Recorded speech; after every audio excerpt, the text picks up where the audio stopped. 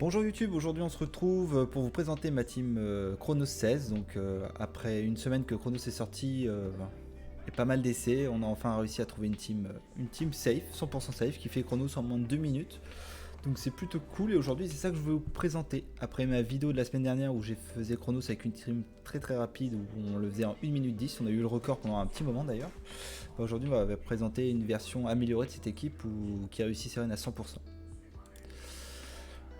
Alors, pour l'équipe, on est... Donc là, voilà. Donc, on valide avec Hera, qui donne un petit bonus 24%. Et vous allez voir que Hera, c'est clairement celle qu'on retrouvera énormément dans beaucoup d'équipes de Chronos 16, parce que c'est un personnage quand même plutôt accessible. Et qui va grandement nous faciliter la tâche. Et je vais expliquer ça tout à l'heure en plein dans le run. Donc, on valide avec elle. Et on verra les runes après. Après le run, on verra les runes. Donc valide avec elle. Après, il y aura Tigre Blanc qui va être là pour apporter le break def et le buff speed. Et aussi enlever les PA avec son A1. Son spell 1 plutôt.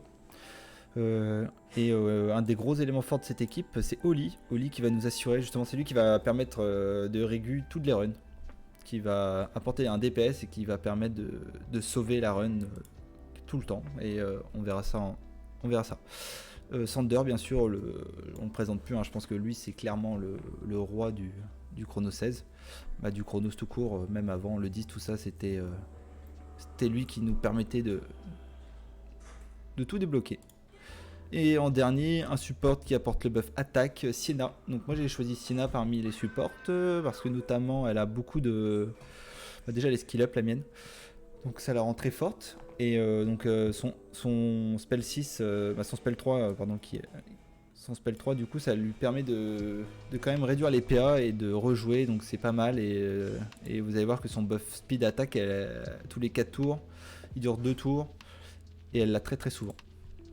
Donc là pour l'instant on s'attarde pas sur la speed tune de la team, tout ça, comment c'est réglé au niveau de la SA, on monte ça juste après le run. Donc, la première vague c'est la plus simple, hein, parce que vous allez voir que là ils vont tous claquer leur S3. Ça c'est la joie du mode auto. Donc là on va la clean très facilement.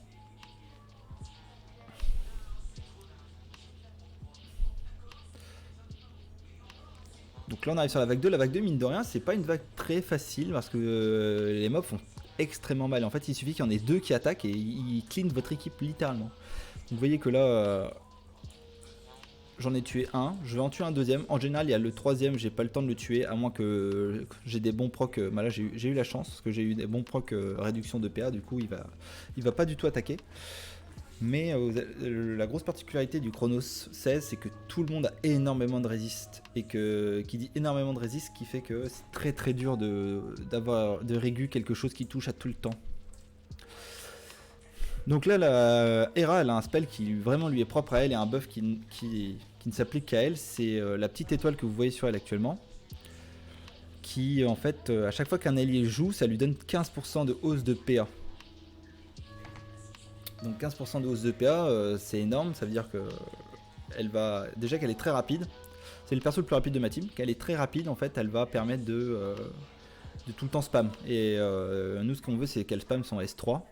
Pour réduire les PA en permanence de l'équipe. Vous voyez là, ça se passe plutôt bien. Donc là, c'est un clean assez rapide. J'ai pas mal de chance quand même sur les procs de baisse de PA. Et du coup, Chronos va mourir assez rapidement.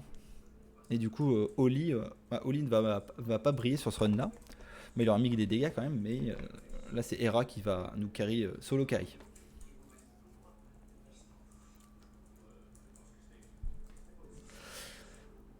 Donc voilà la team. Donc maintenant, on va la voir un peu plus en détail comment ça se passe. Hop. Donc vous voyez, on a fait 1 minute 42. Comme je disais tout à l'heure, le record c'est 1 minute 10 avec la team que j'ai présenté dans la dernière vidéo. Enfin, je l'ai pas présenté, je l'ai plutôt je l'ai montré.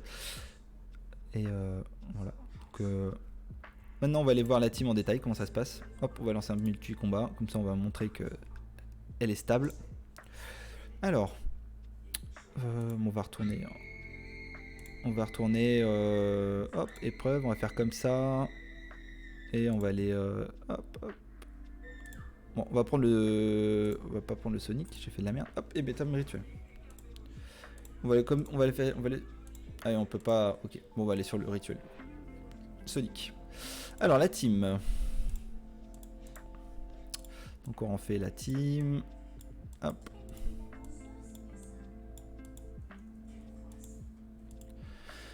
Hera et Thunder. Hop. Donc moi je joue Hera lead pour le bonus attaque. Et en fait la grosse particularité, donc on va revenir sur Hera et ses capacités. Donc Hera skill up, c'est pas obligatoire mais je trouve que c'est quand même c'est plutôt important. Parce que ça permet de solidifier au maximum la rune. Donc vous voyez que Hera, les runes ça n'a pas vraiment d'importance que je vous les montre. À part une seule, c'est celle-là. Parce que du coup je la joue précision.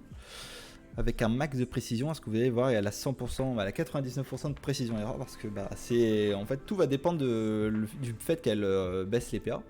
Du coup je maximise ça en lui mettant un maximum de précision.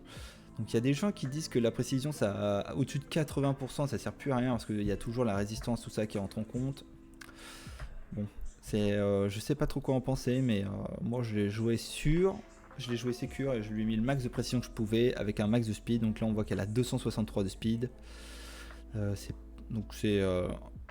ce que j'ai pu faire de plus rapide en lui mettant de la bonne précision. Donc elle a l'élément haut, du coup c'est l'avantage élémentaire contre Chronos, du coup ça va permettre qu'elle fail moins ses sorts et qu'il résiste moins normalement.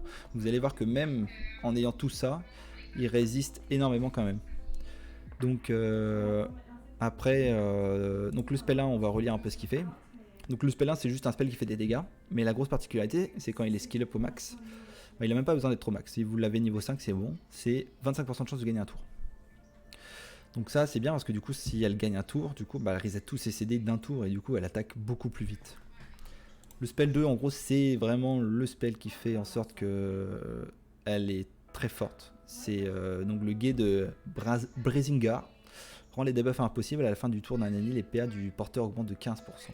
Donc voilà, c'est ça qui fait en sorte que elle le pose et elle joue énormément. A savoir que ce buff elle le pose sur une cible qui a un debuff ou bien sur une cible ou sur le capitaine de l'équipe. C'est pour ça que je la mets en lead, parce que du coup c'est elle qui va profiter de ce buff et elle va rejouer tout le temps. J'ai déjà testé en mettant Oli, ça marche bien mine de rien, mais en fait ça marche bien mais les runs sont un peu moins rapides du coup parce qu'ils profitent pas du buff 24%. Hop, et son spell 3 c'est réduction de vitesse, très important. Une fois que tu as posé le break speed sur Chronos et tous les adds à côté, bah, ça va te faciliter la run largement. Donc voilà. Et très important, le spell 3 il réinitialise le spell 2. Donc ça va être toujours à chaque fois qu'elle mettra son spell 3, elle va mettre spell 2. Et en gros elle va faire spell 2, spell 3, spell 1, spell 2, en gros elle est tout le temps. Elle va très peu attaquer en fait sur la run. On se rend compte que des auto-attaques elle en met presque jamais. Donc après Tigre Blanc, on la présente plus, hein, c'est l'un des meilleurs, si ce n'est le meilleur, on peut dire Esper Scintillant tout court. C'est vraiment incroyable. Vous voyez que je la joue très rapide et avec beaucoup de précision. Comme parce que ce qu'on veut à tout prix, c'est qu'elle pose le break def. Le break speed, il y a Hera qui le pose. Bon, au moins on a une double sûreté. De ce côté-là, c'est super. Et bah, après, son côté dégâts, bah, elle fait toujours des crits. Une fois qu'elle a posé son spell 3, elle va toujours crit. Donc là, vous voyez, réduction de PA de 30% lorsqu'un coup crit. Donc ça marche bien. C'est pour ça que c'est important de lui mettre de la précision et de la vitesse pour qu'elle joue quand même assez souvent. Oli, moi j'ai. Oli, c'est le DPS de cette équipe avec Thunder. C'est lui qui va faire le plus gros dégâts. Parce que vous voyez, lui, c'est mon personnage le plus lent. Donc il a 116 de speed et bah, il quand même des bons dégâts, des bonnes attaques, des bons to crit. Toute mon équipe est jouée avec beaucoup de to crit parce que du coup comme je joue pas avec Dahlia, on peut rentrer Dahlia dans l'équipe, j'en reviendrai plus tard quand on parlera des alternatives pour les personnages si vous les avez pas. Mais moi du coup je joue pas mal de to crit et pour faire un maximum de crit. En fait Oli, bah, pareil il pose le break def. Et surtout gros important c'est que des fois genre si on n'a pas de chance et que du coup Hera arrive pas à réduire les PA, bah, Chronos attaque. Et En fait, comme Chronos, la première attaque que Chronos lance, elle est mono-cible. Et du coup, comme il va sauver le mec à 1 PV, Chronos va pas le considérer qu'il l'a tué parce que c'est pas le cas. Et du coup, il va s'arrêter là. Et nous, on va sauver la cible et on va lui remettre le S3 dans la tête. Et du coup, en général, on refait des bons dégâts. Et pareil, une grosse chance de poser le break def. Parce que le break def, c'est vraiment ce qui va. Plus vite il passe, plus vite la run passe. Plus vite la run est finie. Donc Sanders, on le présente plus, comme je disais tout à l'heure. C'est vraiment le roi du Chronos. Il a tout quoi. Déjà, ce qui est bien avec ce personnage, c'est que toutes ses attaques scale sur la vitesse et l'attaque. Du coup, on peut se permettre de baisser l'attaque pour jouer plus de vitesse. Et il fait quand même des très très bons dégâts. Donc là, on voit qu'on est sur du taux crit, dégâts crit, 70, 80% de taux crit quand même. Dégâts crit, on est sur du 285.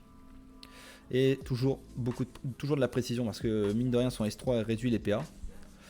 Donc c'est très important, S3 réduit les PA, S1 aussi. Et en gros, ça va permettre pareil de sécure toujours que Chronos joue pas. C'est vraiment, tout tourne autour de ça. C'est vraiment une équipe de contrôle. Et enfin, nous avons Sienna. Sienna, très bon support. Comme du coup, buff attaque, buff speed. Comme toute mon équipe est hyper speed, en gros, ça va rajouter une plus-value énorme à toute l'équipe qui va jouer en boucle très rapidement. Ils vont mettre des tours et des tours à Chronos et pour pouvoir rejouer.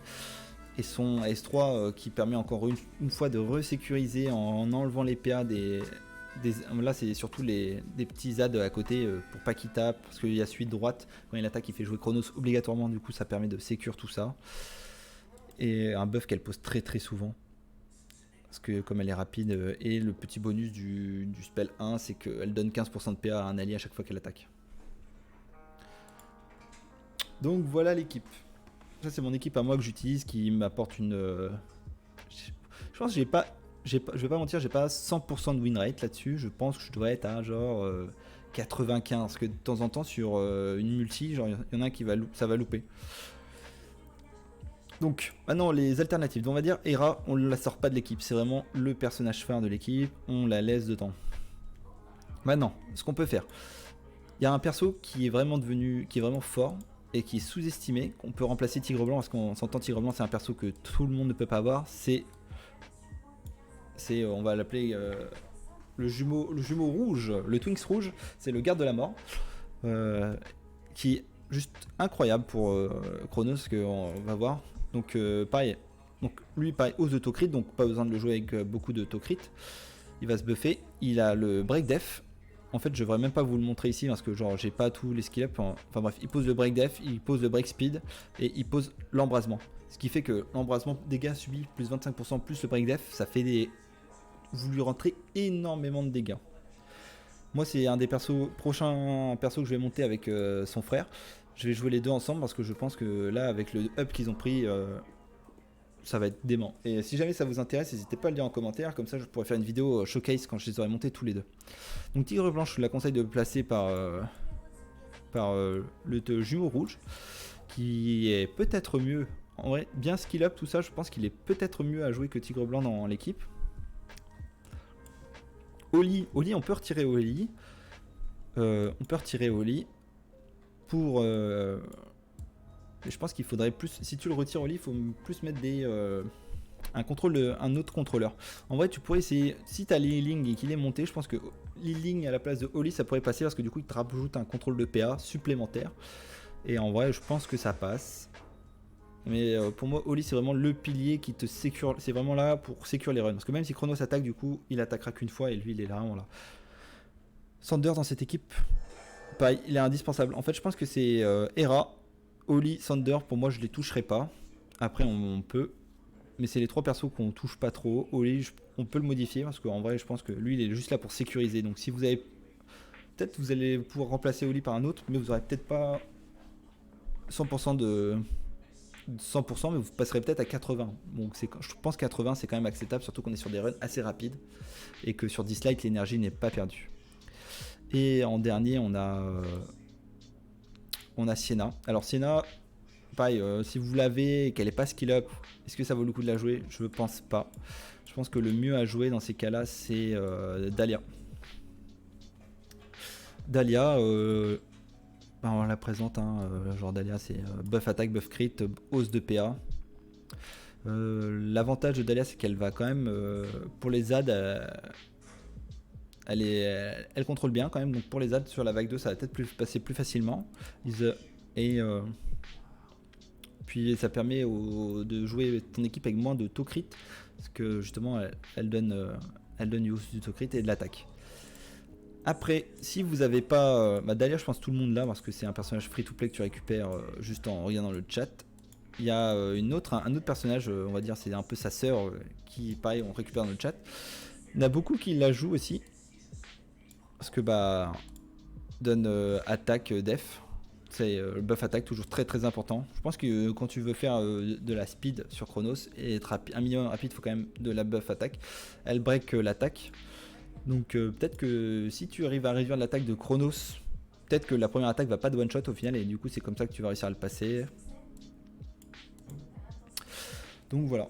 Voilà un peu ma conclusion de mon équipe. Donc on va retourner voir le run que j'ai lancé, en espérant que je ne vous ai pas menti.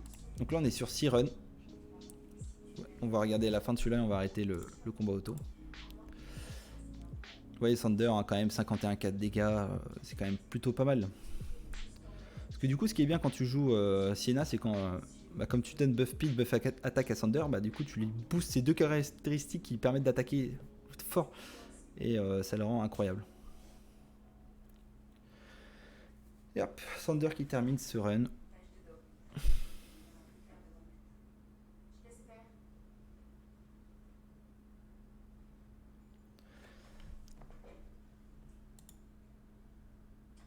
Donc là vous n'aurez pas une multi sur 10 runs, mais vous verrez que sur 5... Ah, vous voyez, on a eu un fail. Donc vous voyez que ça ne passe pas de tous les coups, mais on peut voir que en moyenne le temps nécessaire c'est 2 minutes, 2 minutes 4, et le meilleur score c'est 1,51. Mais je pense que la rue, je sais pas ce qui s'est passé. C'est peut-être Chronos qui a attaqué ou on n'a pas réussi à contrôler l'AD et du coup il rejoue, mais voilà, c'est des choses qui arrivent et je pense que malheureusement ça arrivera.